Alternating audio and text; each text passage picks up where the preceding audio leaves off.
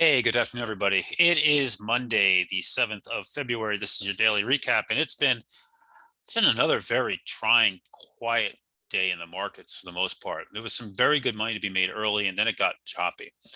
So if we look at a 5-minute chart, here's your Friday, your big nice move, and that hard sell into the close.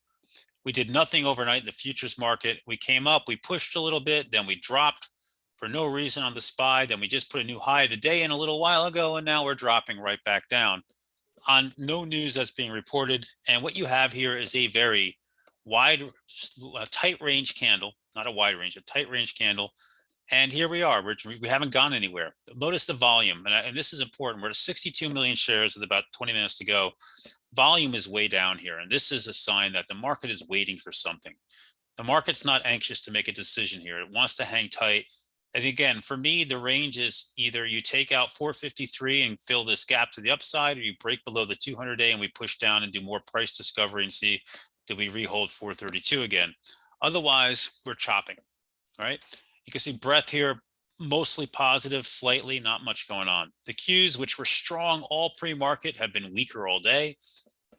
The IWM's strength, trying to get above the 8-day here, but falling back below it. Same thing with the diamonds here. DWAC delayed to March. Thank you, Julian. So DWAC is delayed till March. Yeah, okay. The diamonds were stronger most of the day, but the real trades remain in the same places that we've been talking about.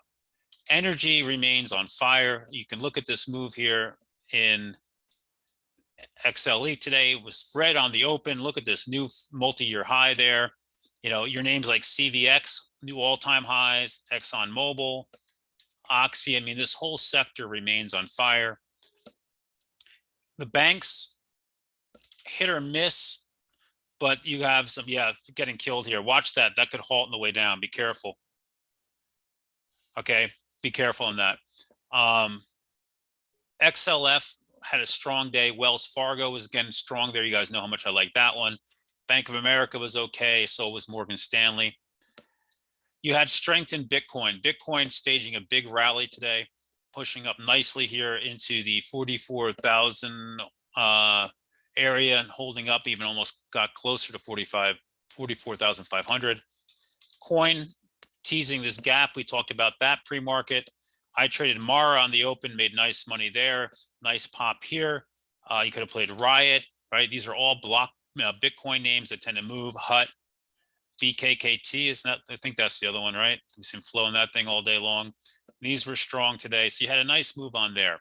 So there was some strength in different names. And Boeing, we talked about yesterday in our week ahead video, took out this tabletop and a beautiful push here and holding in. It had nice flow support in here as well and good volume on it today. So, you know, a lot going on here that is not so bad.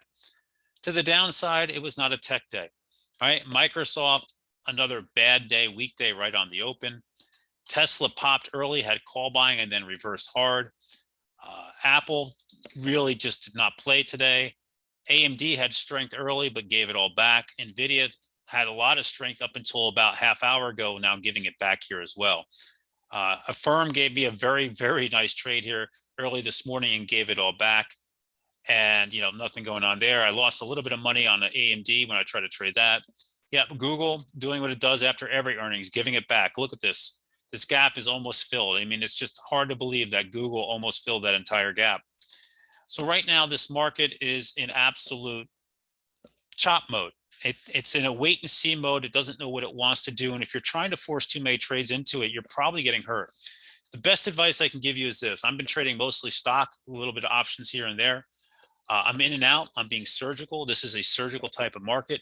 If you're trying to sit in weekly options, you're getting slaughtered because they're shredding them with the intraday action, right? If you just look at what's going on something like on the SPY on a 5-minute chart, right? This is just going to shred weekly options. You know, my advice to you is take longer term options if you want to be long, or take stock that you can live with some pain, meaning you can live with this dropping $3 or $4 and going. Other than that, we'll see what the market wants to bring us tomorrow, guys. We have a bunch of earnings in the morning. See if that's some catalyst. And we have some inflationary data later this week. We'll worry about that on Wednesday when we get closer to it. You guys have a great night. I'll catch you guys in the morning.